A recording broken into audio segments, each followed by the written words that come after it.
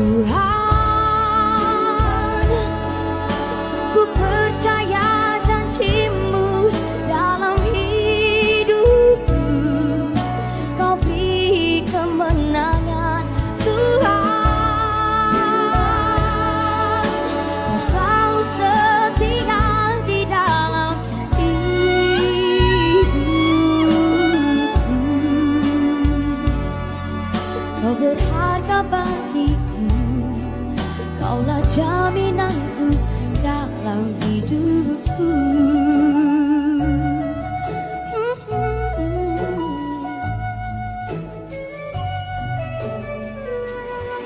Saat ku tak mengerti dalam hidup ini, namun firman-Mu selalu menerangiku. Engkau yang buatku kuat lewati semua. Engkau pertolonganku, tempat harapanku.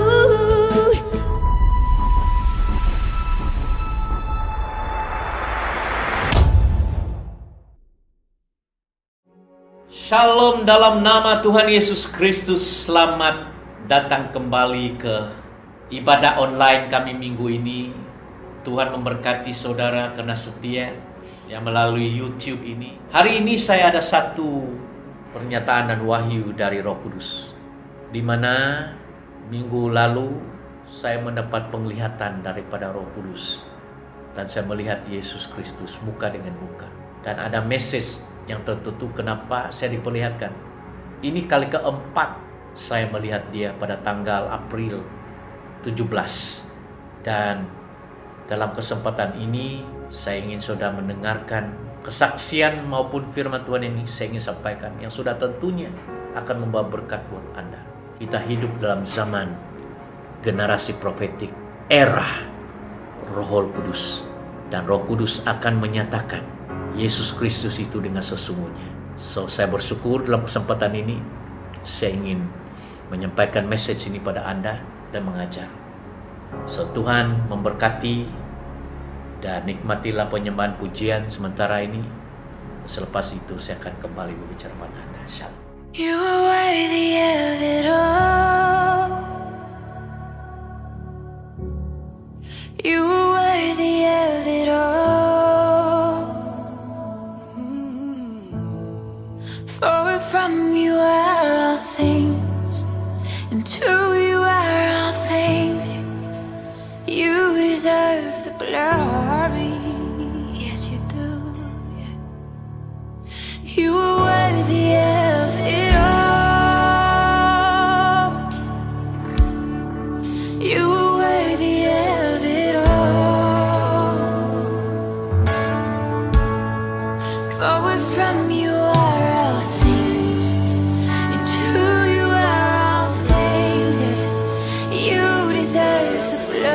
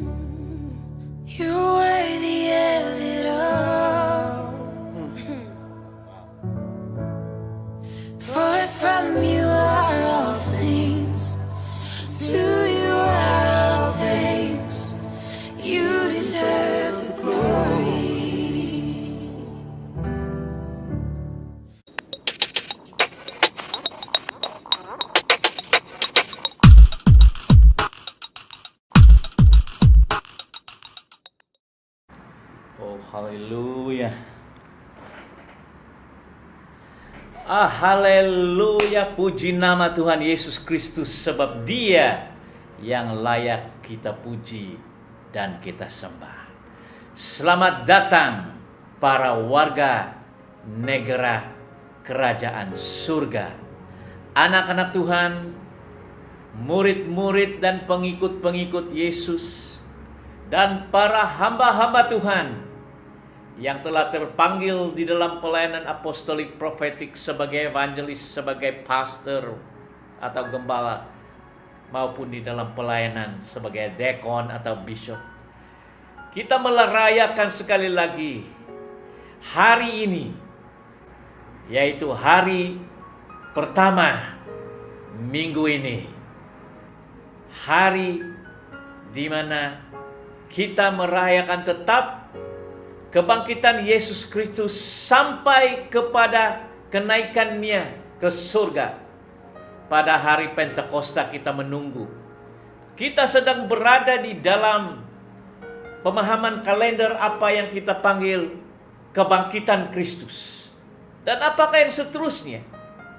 Sebagaimana yang kita pelajari minggu ibadah online kita yang lalu, Bishop Josiah telah menyampaikan kepada Anda kesaksian maupun inspirasi Roh Kudus bagaimana setelah Dia bangkit dari kubur, Tuhan Yesus selama 40 hari dan 40 malam berulang-ulang menyatakan dirinya dan menunjukkan dirinya kepada para murid-muridnya, termasuk ke-12 rasul, yaitu tambahan mereka memilih Matias, seorang murid lagi, untuk menjadi 12 para murid.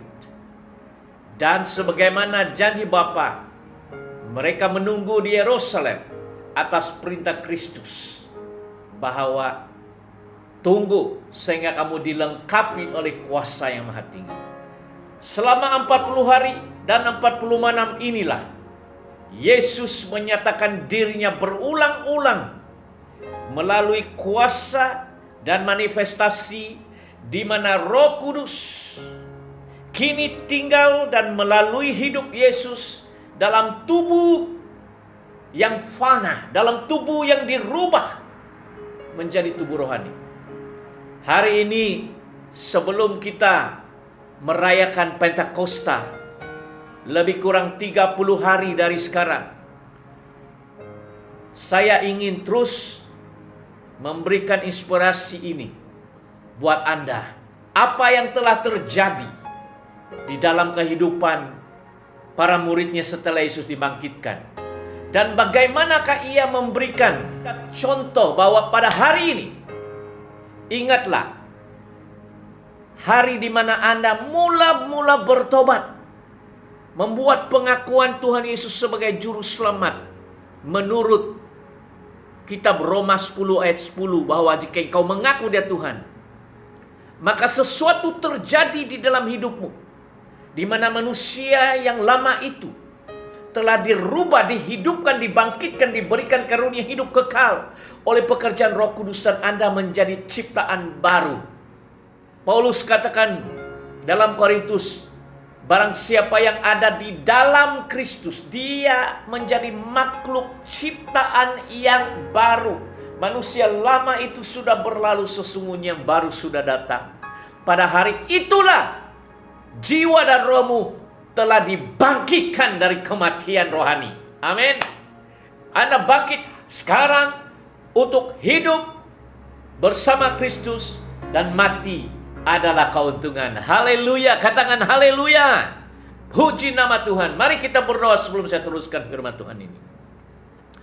Bapa Abaku di dalam surga, yang kami kenal hanya di dalam nama Yesus Kristus, dan oleh persekutuan Roh Kudus, ya Aba, ya Bapa, hamba mengucap syukur, berterima kasih karena dalam kebaktian minggu ini, meskipun secara online, kami dapat menyembah dan bersatu teguh di dalam roh dan kebenaran, memuji, menyembah Engkau, dan menggelar Engkau sebagai Aba, Bapa oleh Roh Kudus.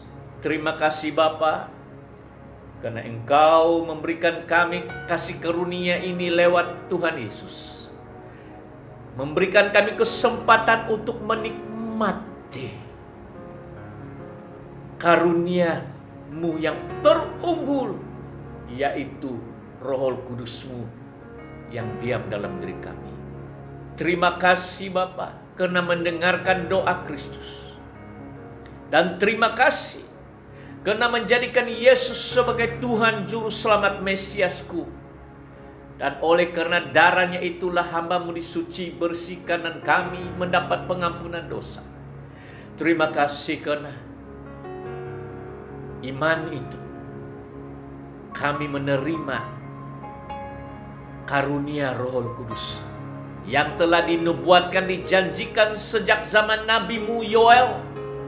Kami adalah generasi itu yang hidup di dalam generasi zaman kasih karunia, zaman Roh Kudus dalam eranya. Terima kasih Tuhan. Hinama santo onemu niamah prakalibo sante kana mandubu. Brokola bakalabas. Aku sembah Kau.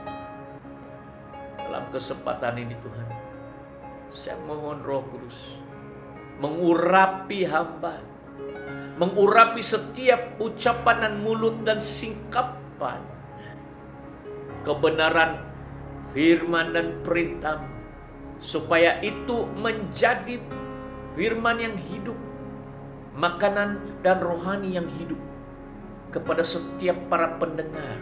Supaya firman itu kami bukan hanya mendengar, tetapi saya berdoa supaya murid-murid-Mu ini yang mendengarkan hamba mengaplikasikan setiap wahyu pernyataan firman ini di dalam kehidupan mereka untuk membuah dan berhasil di dalam apapun yang juga. Sebab demikian kata-Mu di dalam Mazmur, ia seperti pohon di tepi sungai yang mengalir, yang berbuah pada musimnya. Berbahagialah orang yang merenungkan firman Allah siang dan malam. Roh Kudus, saya mohon, biarlah kekuatan kuasa-Mu itu di dalam inner being kami memampukan saya juga mengaplikasikan kehendak firman-Mu dan juga perintah dan pengajaran, supaya kami menjadi orang yang berpengetahuan, yang berhikmat dalam menghadapi tantangan kehidupan ini. Oh Bapa, tutup bungkus dengan darah Yesus. Setiap kuasa iblis di awan-awan, melalui aliran ini, melalui internet ini, saya perintahkan Kau keluar. Jangan mengganggu firman Tuhan ini. Saya menghadirkan Kau saat ini. Di dalam nama Yesus Engkau keluar, roh setan. Saya istiharkan kedamaian. Saya istiharkan kehadiran, urapan Roh. Oh Roh Kudus, datanglah mengurapi kami.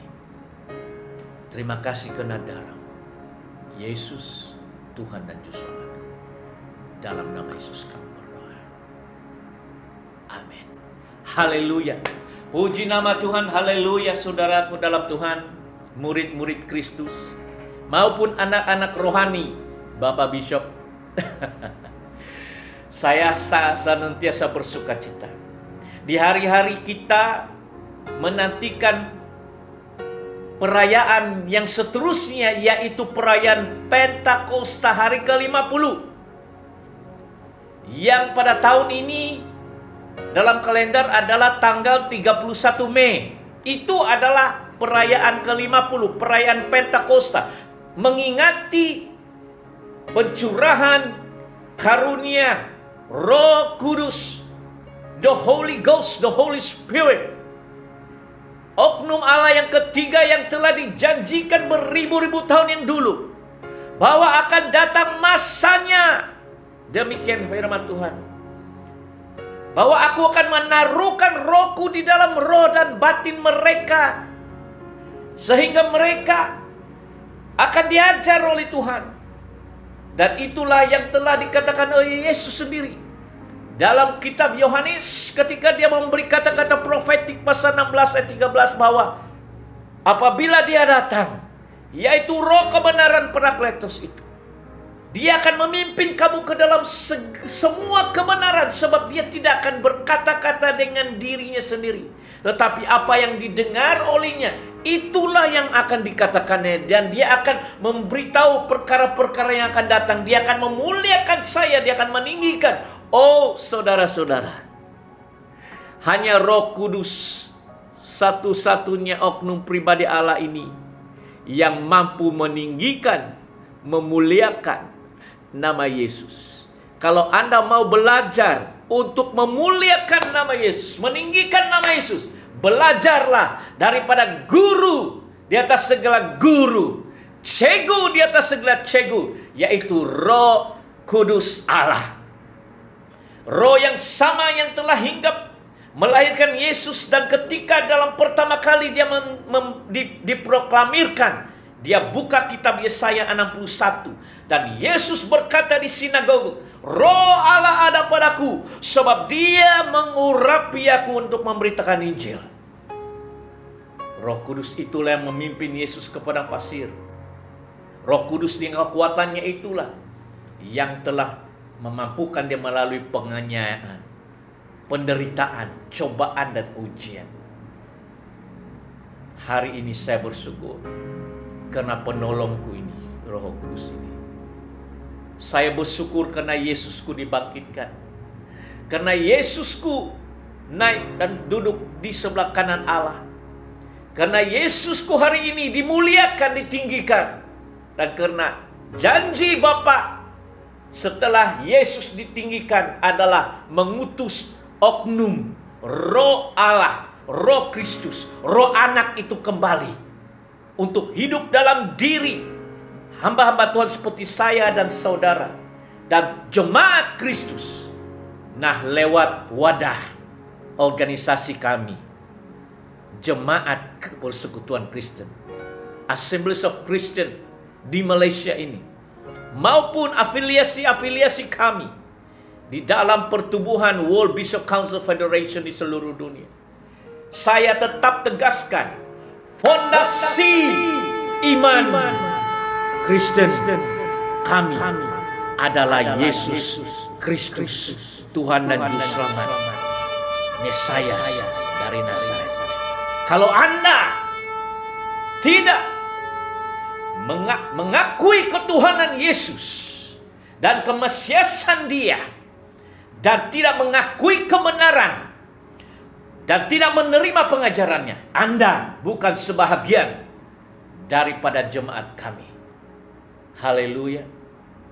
Nah, mari kita berbicara selama 40 hari. Saya ulangi secara singkat di dalam Kisah Rasul-Rasul yang saya telah baca minggu lalu, tapi ada satu benda yang Roh Kudus ingin saya himbau kembali. Di dalam Kisah Para Rasul bab yang pertama, kita melihat di mana Lukas menulis surat ini dalam ayat 1 dan 2 dan 3 dikatakan, Hai Theophilus, dalam bukuku yang pertama aku menulis tentang segala sesuatu yang dikerjakan dan diajarkan Yesus, sampai pada hari ia terangkat. Sebelum itu ia telah memberikan perintahnya oleh Roh Kudus kepada rasul-rasul yang dipilihnya, kepada mereka yang menunjukkan dirinya setelah penderitaannya selesai, dan dengan banyak tanda ia membuktikan bahwa ia hidup. Sebab dia hidup, haleluya, ada hari esok. Sebab dia hidup, ku tak gentar, karena ku tahu ia pegang hari esok. Kubur kosong membuktikan dia hidup. Karena dia hidup, firman-Nya hidup. Karena Yesusku hidup hari ini, Ucapan-ucapannya itu bukanlah ucapan orang mati, tetapi ucapan orang hidup. Yesusku memastikan dengan eksekusi pegembala, Roh Kudus akan memastikan ucapan, kalimat, perkataan, pengajaran, dan juga manifestasi kemuliaan Tuhan itu masih berlaku hari ini. Karena Dia bukanlah Tuhan yang mati, tetapi Tuhan yang hidup. Oleh Roh Kudus kita akan menyatakan kepada dunia, bersaksi sebagai anak Tuhan bahwa oh, Yesusku itu hidup. Oh, haleluya. Dan Dia hidup, maka aku hidup. Maka aku dapat mengatakan aku menang. Aku seorang yang pemenang, lebih daripada pemenang. I am victorious dengan kuasa Roh Kudusnya. Tapi tanpa kekuatan Roh Kudus Anda tidak mampu. Haleluya. Selama 40 hari ini Dia berulang-ulang menampakkan diri berbicara kepada mereka tentang kerajaan Allah. Kerajaan Allah. Kita bukan demokrasi. Kita bukan republik. Kita bukan komunis. Tetapi kita harus tahu bahwa kita berada di dalam kerajaan yang tidak kelihatan secara mata kasar, tetapi kerajaan. Kita menjadi sebagian daripada kerajaan Yesus Kristus di muka bumi. Jadi, ubah persepsi. Pikirkan bahwa Anda ada raja yang memiliki domain, king with a domain, kingdom. Bahwa ada Yesus dan Tuhan memilih 5 jabatan, Efesus 4 ayat 11, untuk memberikan administrasi. Bahwa ini bukan oleh rakyat, bukan dipilih oleh rakyat. Seperti Paulus katakan, aku menerima Injil ini bukan karena manusia, bukan didikan manusia, tetapi oleh wahyu dan pernyataan Yesus Kristus. Bila Yesus memilih Anda dan saya menjadi anak dan juga menjabatani jabatan, orang itu tidak perlu Anda menunggu endorsi dan pilihan daripada rakyat. Karena ini bukan demokrasi, ini adalah kerajaan. Milikilah minda kerajaan. Yesus memberikan mereka ulangan dan himbauan bahwa Dia berbicara mereka tentang kerajaan. Dia raja di atas segala raja. Dan cara ini bukan demokrasi. Ini adalah caranya Tuhan memerintah jemaat dan gerejanya, yaitu kerajaan. Haleluya. Pada satu ketika tempat mereka makan bersama-sama dengan mereka. Ia melarang mereka meninggalkan Yerusalem dan menyuruh mereka tinggal di situ menantikan janji Bapa yang demikian katanya telah kamu dengar daripadaku. Sebab Yohanes membaptis dengan air, tetapi tidak lama lagi kamu akan dibaptis dengan Roh Kudus. Hari Pentakosta itulah. Oh, I'm so excited.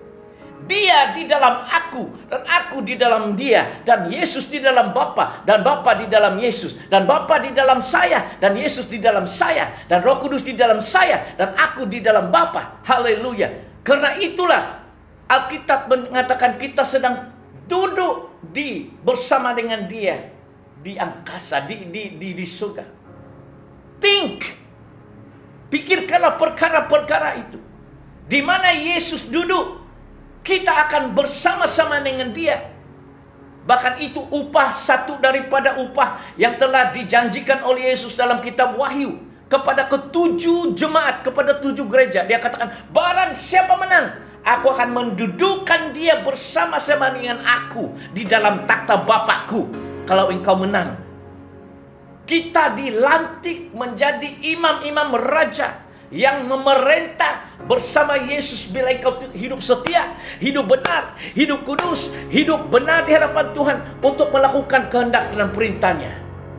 Oh, itulah sebabnya kalau orang berkata, Bishop, saya sudah bertobat, saya dibaptis, di sini saya ikut gereja, saya beri persepuluhan, bahkan saya diangkat menjadi penatua, bahkan saya deacon, bishop, bahkan saya pastor. Saya ada gaji, saya diberkati, saya ada istri, saya ada anak, saya pergi penginjilan misi, saya pergi ke Holy Land. Apalagi bishop? Semuanya sudah saya lakukan. Oh, setiap anak Tuhan itu diberi kepercayaan mendirikan bait Allah itu. Bait Allah itu seperti jemaat kita. Apakah engkau dirikan dengan emas, dengan perak, dengan kayu, dengan jerami? Nanti api Roh Tuhan akan menguji apakah pekerjaanmu itu murni. Jadi dalam hidup saya usahakan untuk memberikan pengajaran yang berkualiti seperti emas. Apabila saya menanam di dalam hidup saudara, pengajaran firman yang saya sampaikan ini adalah kualitinya, tahapnya, levelnya emas. Bukan jerami, bukan kayu. Sebab saya tahu buah pelayanan dan buah hidup saya itu akan diuji. Apakah iman saya itu emas, dan juga apa yang saya binakan itu baik sebagai gembala, sebagai bishop, apakah bisa bertahan? Dan kalau itu bisa bertahan, karena saya dirikan rumah Allah itu dengan iman emas dan pengajaran yang quality. Coba lihat kalau saya melayani saudara. Ini bukan tujuan untuk menunjuk-nunjuk, tapi I want to present myself as the best, sebagai duta Kristus. Tengok saya cara berpakaian. Bahkan saya mendorong jemaat-jemaat di AOC maupun yang lain, present yourself seperti duta. Engkau adalah utusan seorang raja yang bernama Yesus. Present yourself seperti seorang yang diberikan mandat ini. Jangan datang ke gereja, jangan celana pendek, koyak-koyak sini, rambut terucai-ucai, tapi katakan, saya adalah utusan raja dari surga Yesus Kristus, saya adalah duta. Oh, you see, kita harus memperlihatkan kepada dunia bahwa kita adalah duta dari kerajaan surga. Cara pertuturan, cara tingkah laku, itu tidak dapat dilakukan dengan kekuatan sendiri. Itu harus dilakukan kekuatan Tuhan. Nah, selama 40 hari berulang-ulang dikatakan di sini.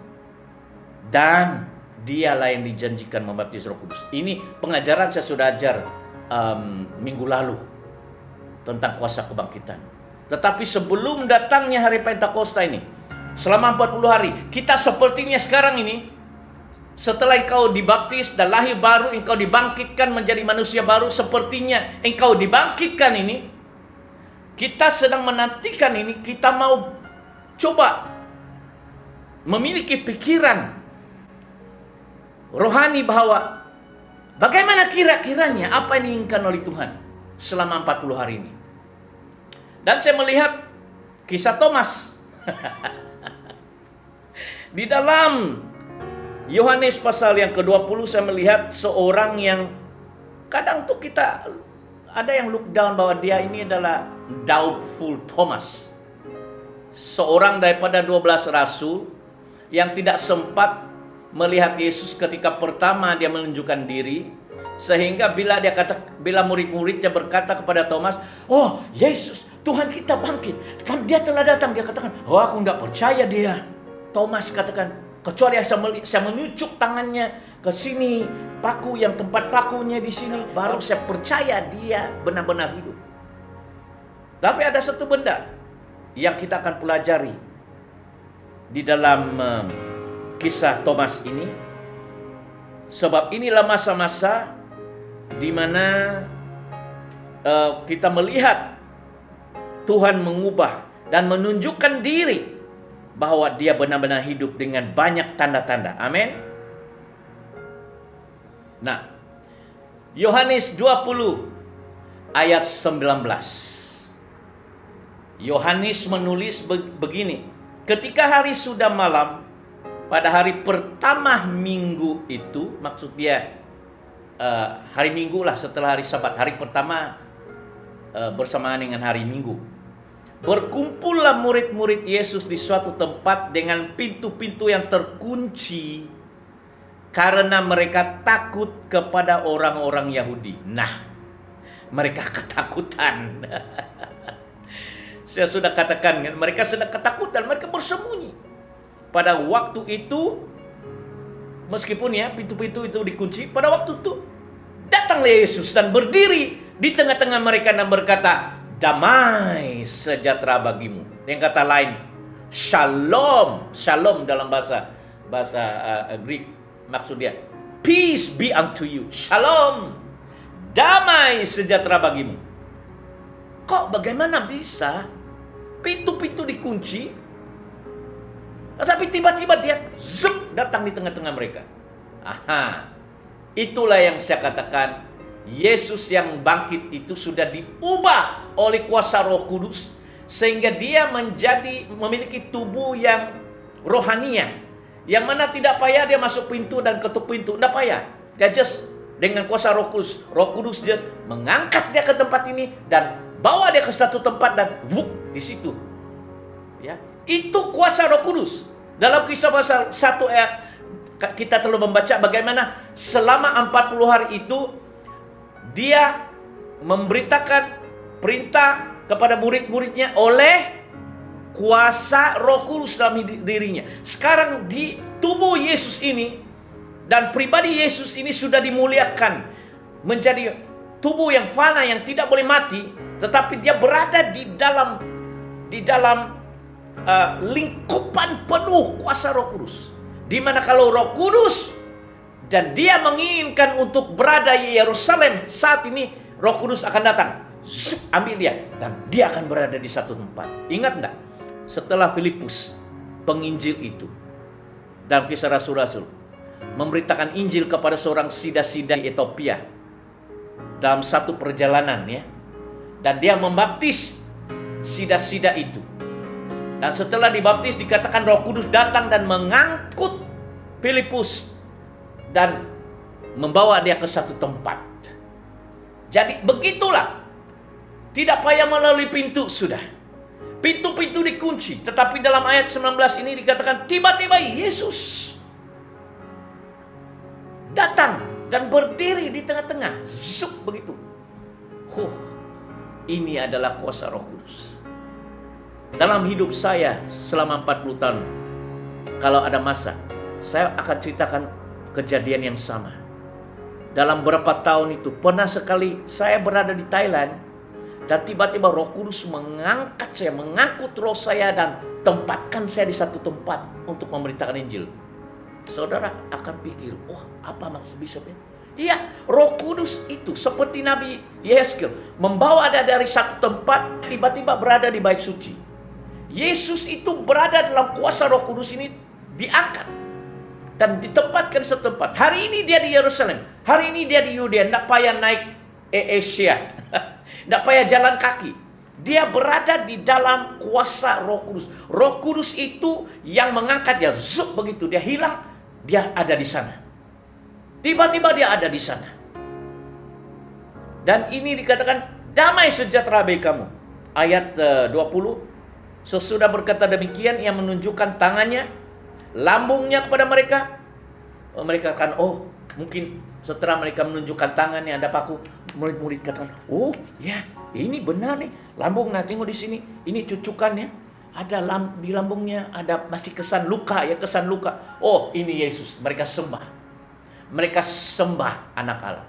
Dan saya percaya Yesus katakan, sudah saya katakan kepada kamu, bahwa saya mati 3 hari 3 malam seperti nubuat itu, bahwa sebagaimana Yunus berada di perut ikan 3 hari 3 malam, tapi hari ketiga paus ikan itu memuntahkan Yunus. Begitu juga anak manusia, dia dimuntahkan dari alam maut itu, karena alam maut tidak boleh mengurung kehidupan itu. Yang hidup, Yesus itu hidup, bukan mati. Dan dia tunjukkan ini saya. Ayat seterusnya, ayat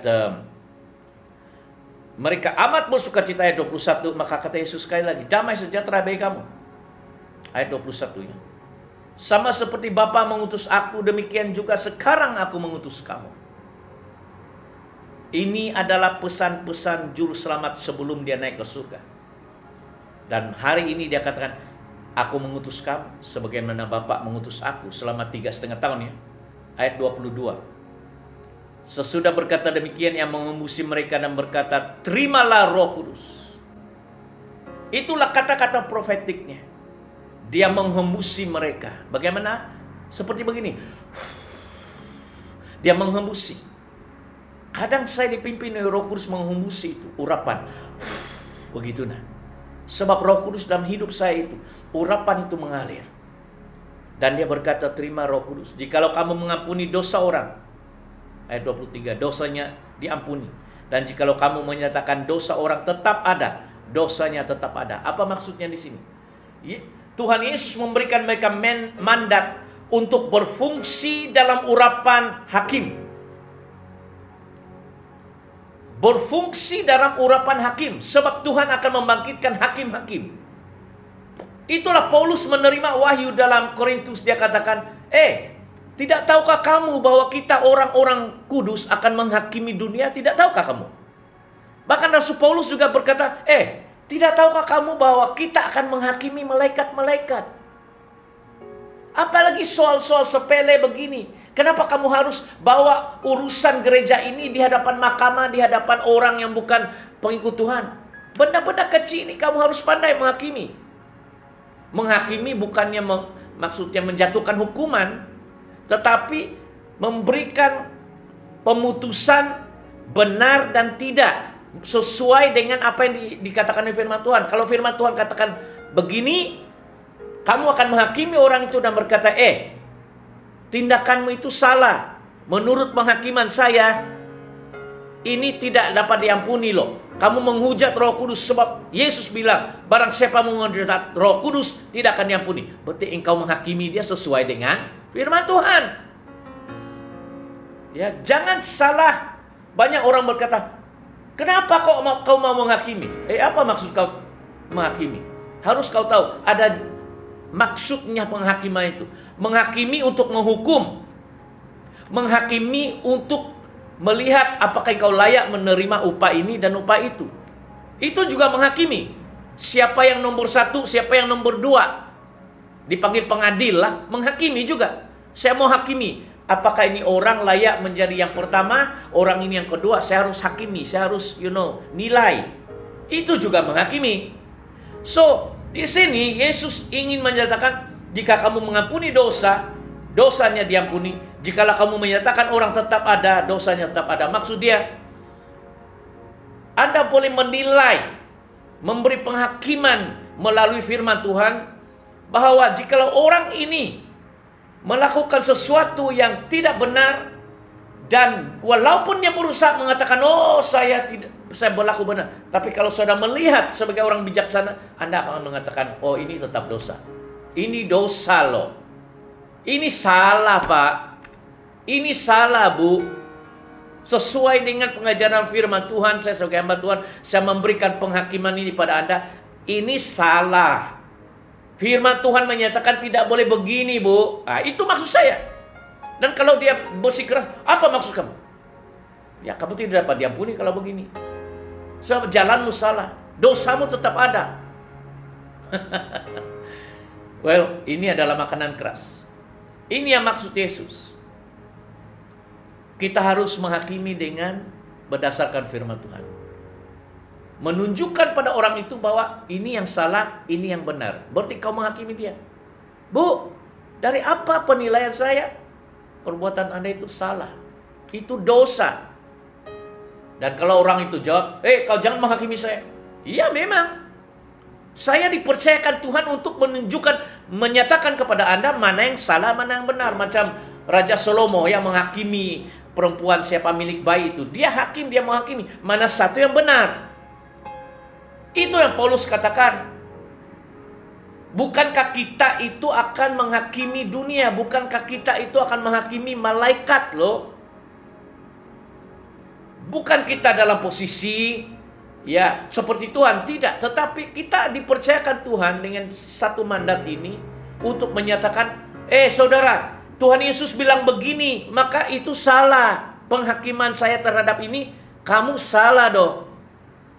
Karena Yesus bilang begini, kau melawan. Itu berarti kau menghakimi dia, tetapi melalui apa yang Yesus katakan. Itu boleh.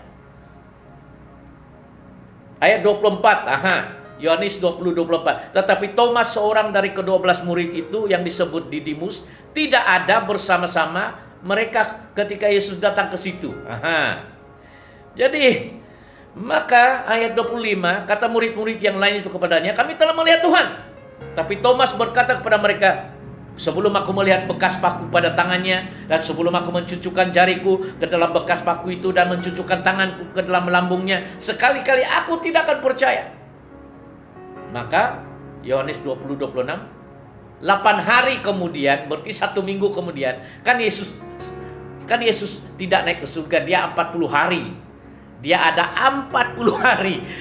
Dia menyatakan diri berkali-kali. So hari ke-8 ya, kemudian murid-murid Yesus berada kembali dalam rumah itu, dan Thomas bersama-sama dengan mereka. Dan sementara pintu-pintu terkunci, Yesus datang dan berdiri di tengah-tengah mereka dan berkata, "Shalom, damai sejahtera bagimu." Kemudian ia berkata kepada Thomas, Tuhan sudah tahu. Tuhan sudah tahu Thomas bahwa dia meragui dia. Dan dia berkata kepada Thomas, "Taruhlah jarimu di sini dan lihatlah tanganku, ulurkanlah tanganmu dan cucukkan ke dalam lambungku, dan jangan engkau tidak percaya lagi melainkan percaya." Haleluya. Yesus tidak mengucilkan Thomas. Yesus datang memberi jawaban kepada keraguan-raguan Thomas. There is nothing wrong. Tidak ada salah untuk kau meragu-ragukan. Saya banyak keraguan, tahu enggak? Benarkah Tuhan menyembuhkan? Saya mau melihat.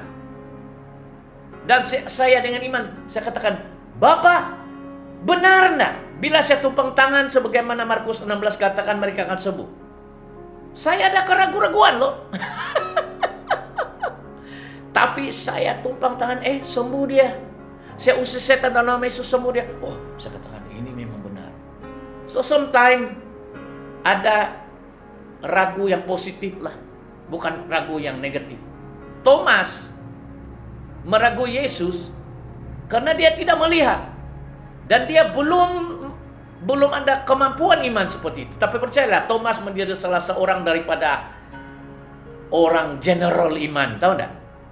Sehingga dia dihantar ke India. Menurut sejarah dia mati di sebelah India sana.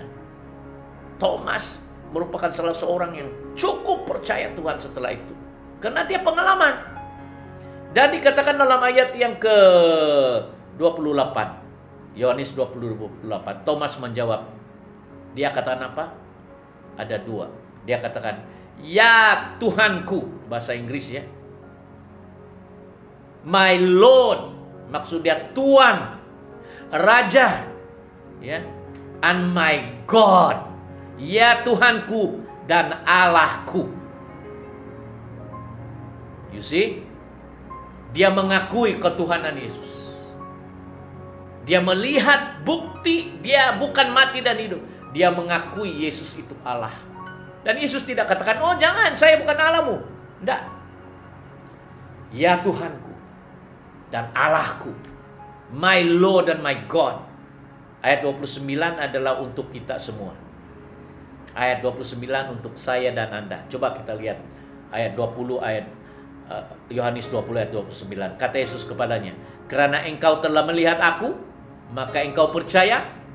Berbahagialah mereka yang tidak melihat namun percaya.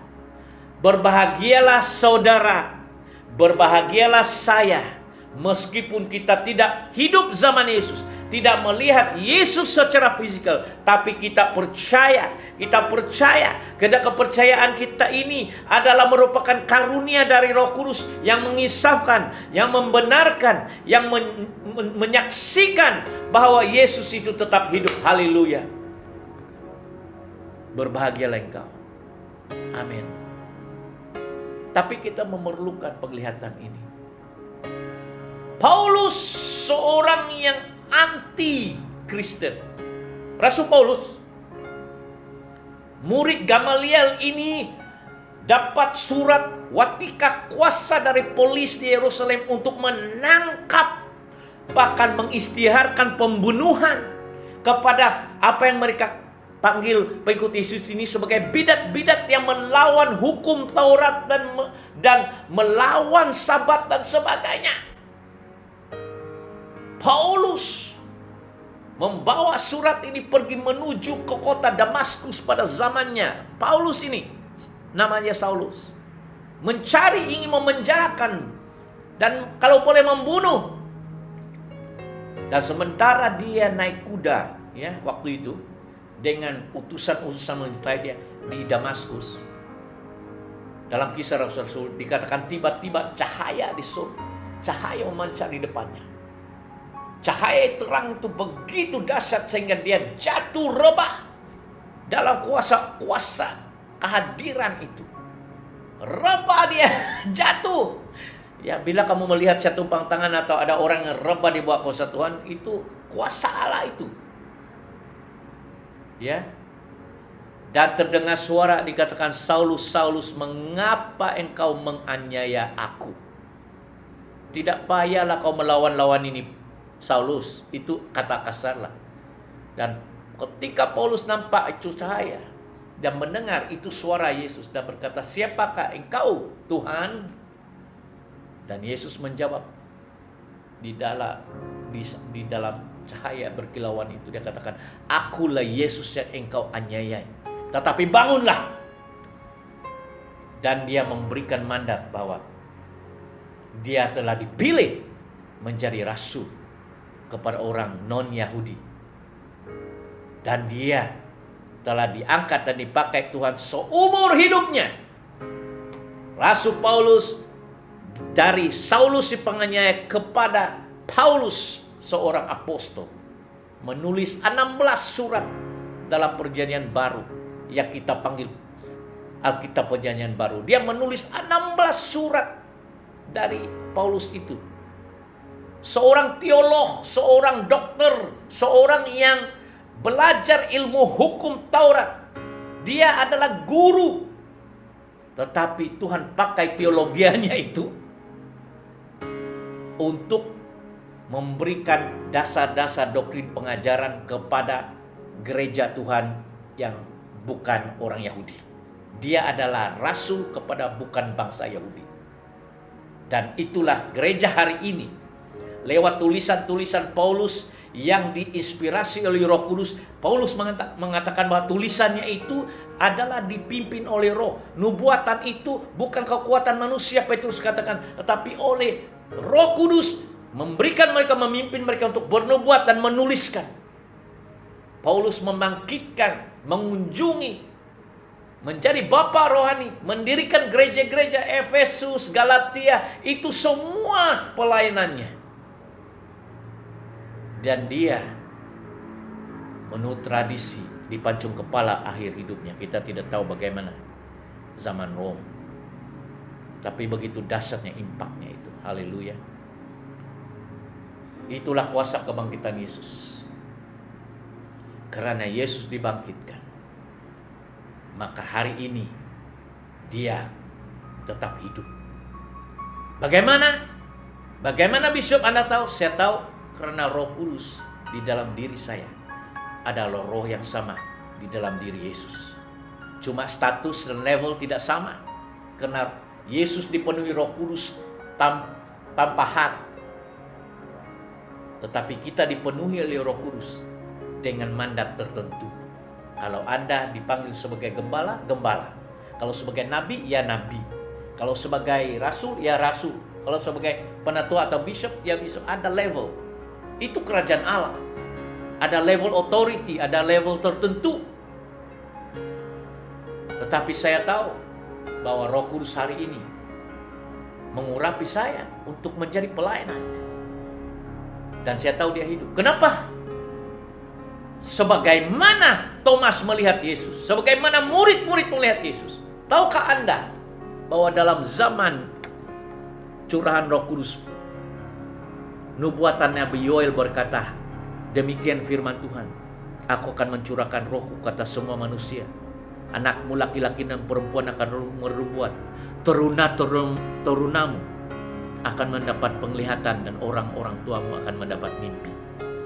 Nubuatan, mimpi, dan penglihatan adalah bahasa rohani Roh Kudus hari ini untuk menyatakan siapa Kristus kepada kita. Banyak orang bernubuat hari ini, bukan semestinya nabi. Banyak orang mendapat penglihatan kunjungan Yesus. Bahkan orang yang bukan Kristen seperti Paulus mendapat kunjungan Yesus melalui penglihatan. Dan penglihatan malam yang dipanggil mimpi. Orang-orang tua, Nabi Daniel mendapat mimpi, mendapat penglihatan. Saya seringkali mendapat penglihatan melalui penglihatan nampak dan penglihatan mimpi. Haleluya. Dan itu membuat saya tidak ragu-ragu Yesus itu hidup. Selama 40 tahun 3 kali Yesus menampakkan diri pada saya. Nah, saya lihat dia muka dengan muka dan dia berbicara melalui rohnya. Dia berbicara setiap fase, setiap 10 tahun, 15 tahun Yesus akan datang pada saya dan menyatakan diri dan memberikan tugas mandat saya yang seterusnya, misi saya seterusnya. Pertama saya ketemu Yesus muka dengan muka ketika pertama saya berseru mau mencari kehendaknya tahun 81. Saya nampak muka Yesus, saya nampak matanya, saya nampak rambutnya, saya nyamak senyumannya, saya merasakan jamahannya itu menyentuh badan saya, menyentuh hidup saya dan mengangkat saya dari kematian maut. Dan dia berbicara dengan jelas bahwa dia telah memanggil saya sebagai evangelis penginjil. Tahun 80-an saya mulai menjadi penginjil, bukan karena saya lulusan teologi tinggi, tapi karena mandatnya itu bahwa saya harus menjadi penginjil. Setelah bertahun-tahun jatuh bangun dan mendirikan jemaat, menjadi gembala, mendirikan gereja, menubuhkan, berjalan kelana keliling. Akhirnya setelah 10 lebih tahun, 15 tahun, kali kedua Yesus datang menampakkan diri pada saya adalah tahun 2007. Pada waktu itu saya berada di Malaysia dalam posisi saya yang amat kritikal. Karena sepertinya saya sudah ditolak, saya sudah dicap orang gila lah, sesat lah, Syukur saya tidak keluar dari hamba Tuhan. Syukur saya tidak menjadi bidat yang mengajar ajaran yang lain. Tetapi karena kehidupan saya sedemikian rupa, orang tidak paham pergumulan pribadi. Tapi secara kritikal Yesus tahun 2007 mengangkat saya dalam alam roh. Roh Kudus membawa saya ke surga, mendudukkan saya di meja Tuhan. Dan Yesus berada di belakang saya, lebih kurang 15 kaki di mimbar. Dan dia berbicara pada saya, panggilannya sebagai apostolik. Itu kedua kali saya melihat Yesus ketika dia membawa saya di surga. Pertama kali saya melihat kerajaan surga, tempat ruangan itu. Dan kali ketiga saya melihat Yesus ketika saya berada di sebuah kota 2016.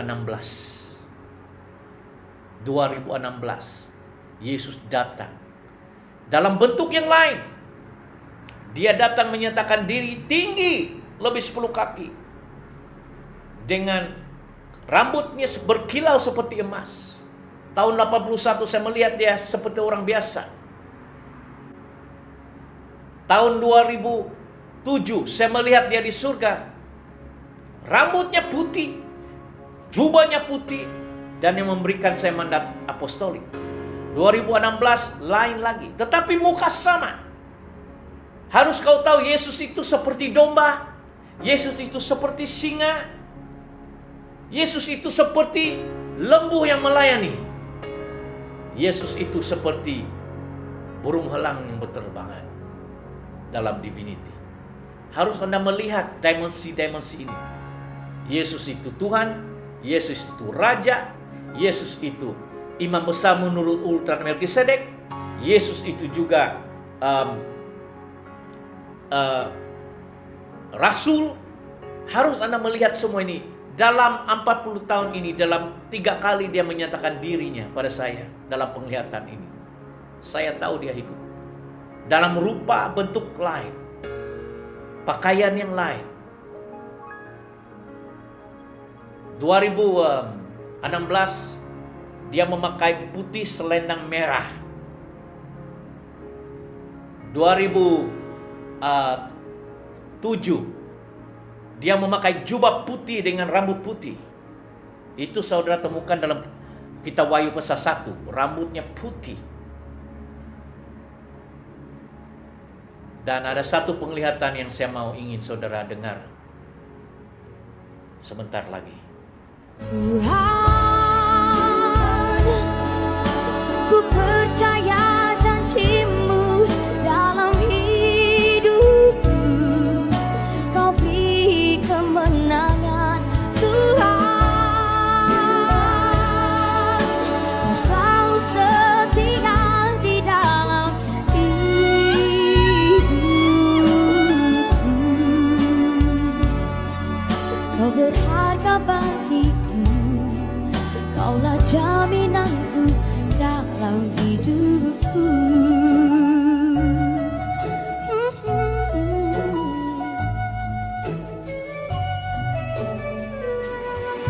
Saat ku tak mengerti dalam hidup ini,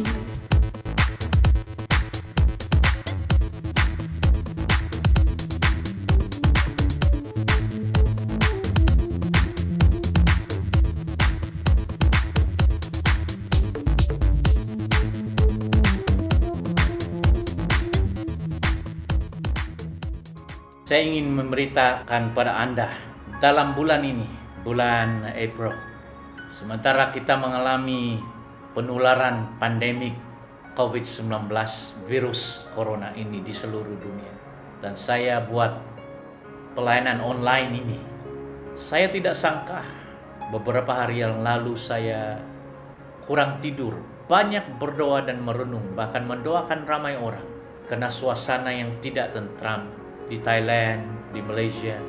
Bagaimana Amerika sekarang menghadapi penularan corona yang dahsyat. Bahkan orang mengatakan itu penghakiman dari Tuhan. Dan di Eropa, saya tahu banyak dosa, tetapi itu manusia yang perlu diselamatkan, betul dan? Saya daripada menghakimi mereka, saya lebih banyak berdoa untuk orang Amerika, orang Eropa, orang Asia, supaya lewat ini mereka lebih mencari Tuhan, supaya ada pertobatan di negara Cina, di Indonesia, di Amerika, di Eropa, supaya mereka mulai cari, supaya mereka mulai menyadari bahwa uang tidak akan dapat memberikan keselamatan, kuasa. Saya pernah melihat video di Eropa, seorang jutawan di Eropa itu, jutawan, memiliki harta jutawan, tetapi ketika COVID-19 itu melanda di sana, dari cerita apa yang saya dengar, istrinya mati, anak-anaknya mati, keluarganya mati. Dia jutawan, tapi tidak dapat menyelamatkan. Kau tahu apa yang dia lakukan? Dia naik ke bangunan yang paling tinggi sekali, dan di depan live ada videonya itu. Dia terus bunuh diri, jatuh dari bangunan, hempap di situ. Jutawan, tetapi tidak dapat menyelamatkan keluarganya. Apakah saya mau menghukum dia? Tidak. Saya kesian.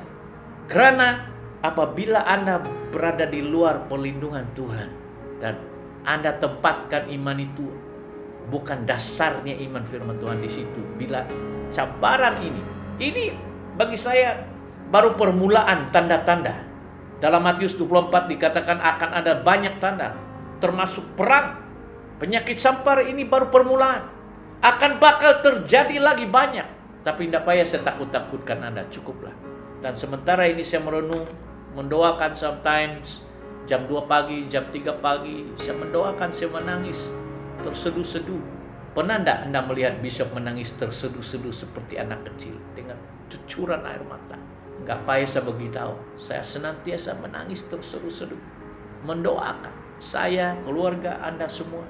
Dan pada tanggal April 17, saya terbangun daripada penglihatan mimpi ini. Saya tidak menyangka, tetapi saya merindukan Tuhan berbicara pada saya. Dan ketika saya bangun, saya melihat jam di kantor saya, jam 5.46 pagi, April 17, 2020. Saya catat di buku ini.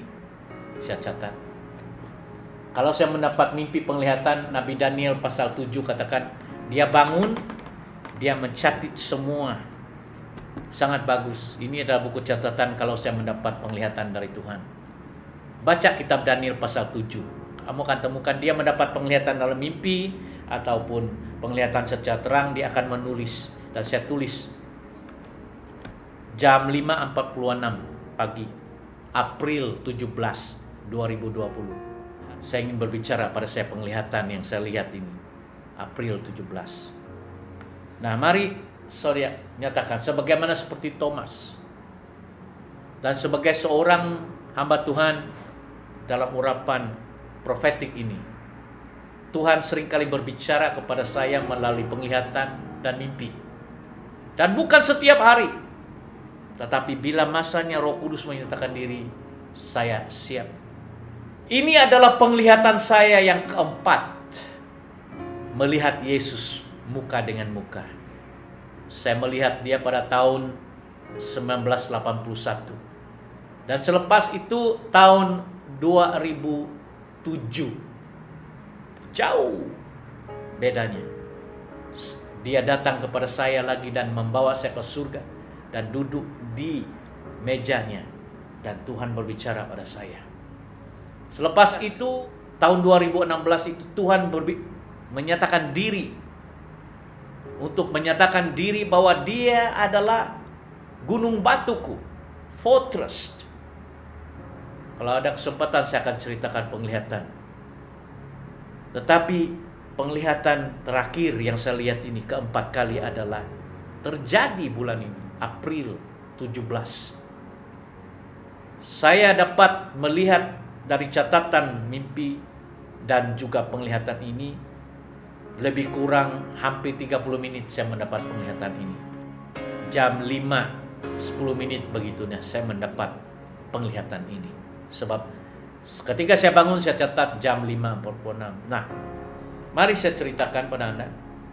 Dalam penglihatan ini saya melihat diri saya sendiri berada di sebuah rumah di tepi bukit, rumah yang agak usang, tetapi ada penghuni, ada beberapa orang di sana.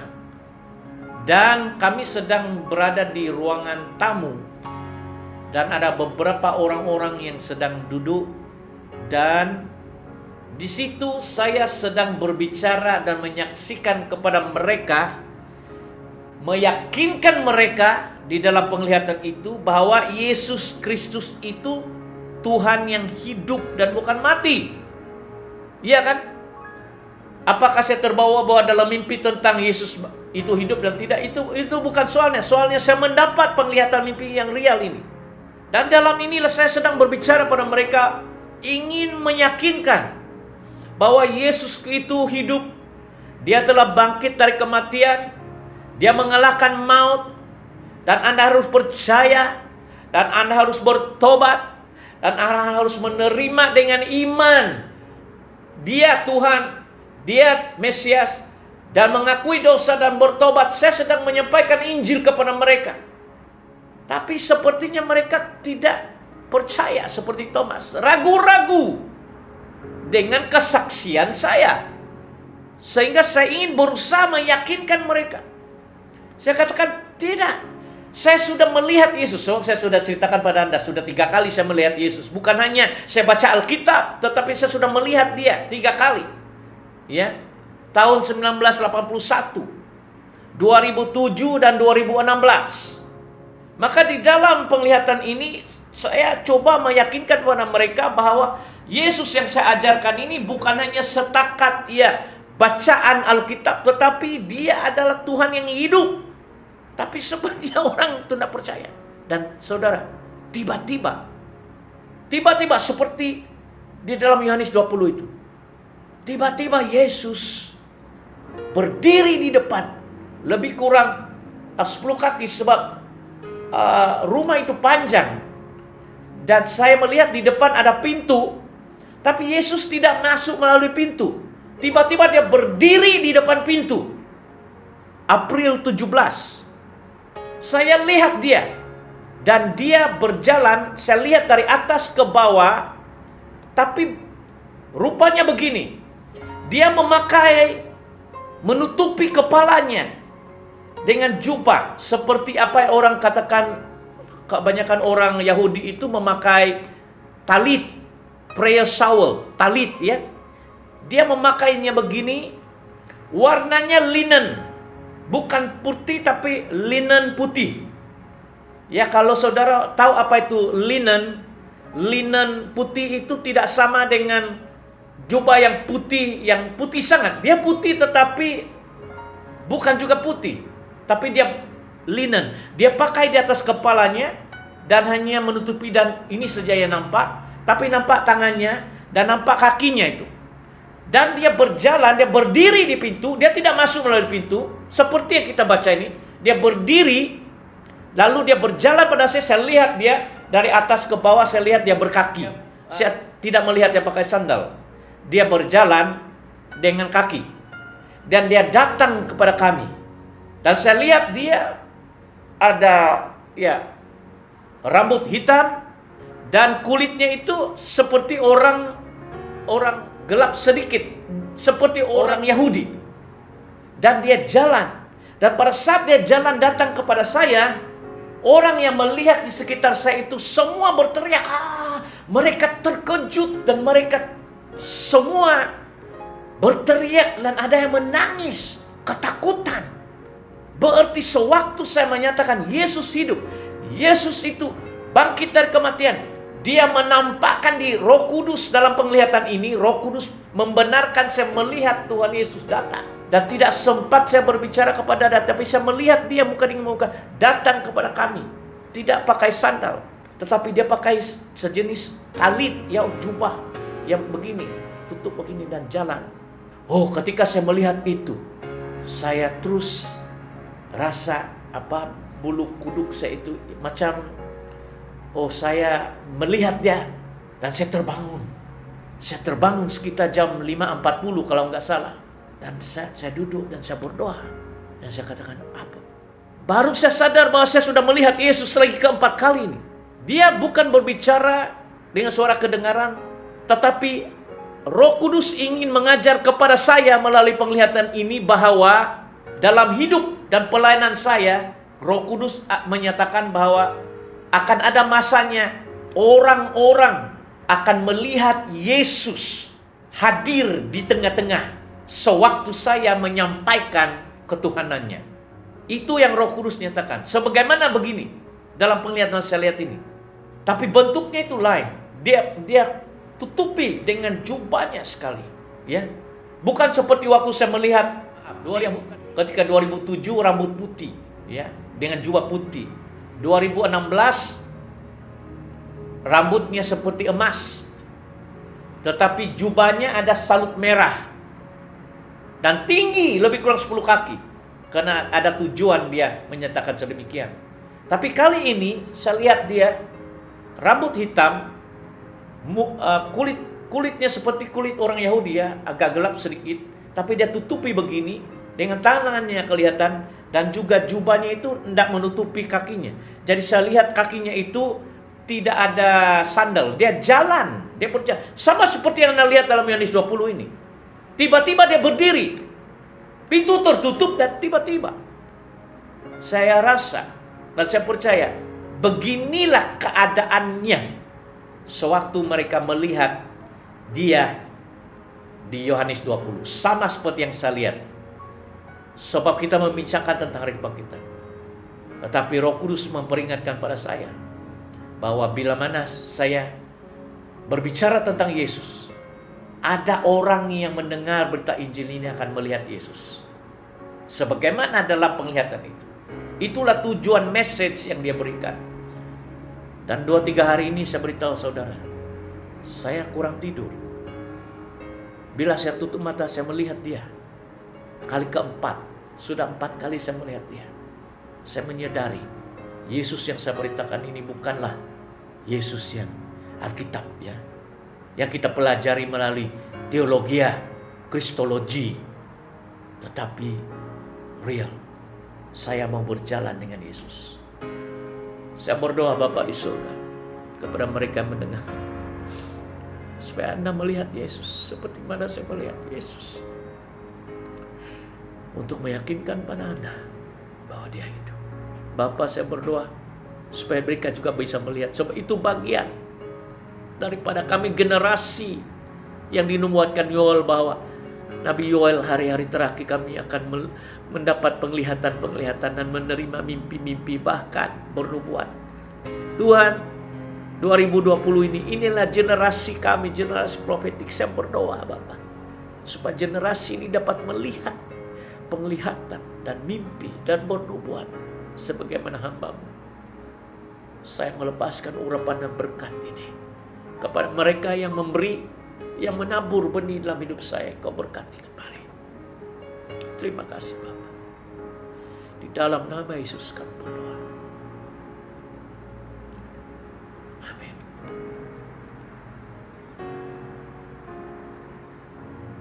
Tuhan,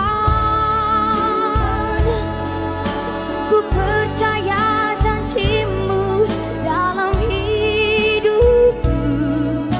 Kau beri kemenangan Tuhan, Kau selalu setia di dalam hidupku.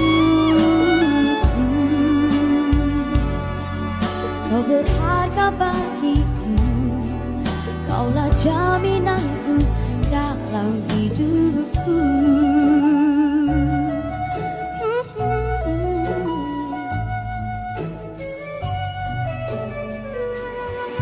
Saat ku tak mengerti dalam hidup ini, namun firman-Mu selalu menerangiku. Engkau yang buatku kuat lewati semua. Engkau pertolonganku, tempat harapanku. Tuhan, ku percaya janji-Mu dalam hidupku. Kau beri Assemblies of Christians Sabah Malaysia is associated with the World Bishop Council Federation.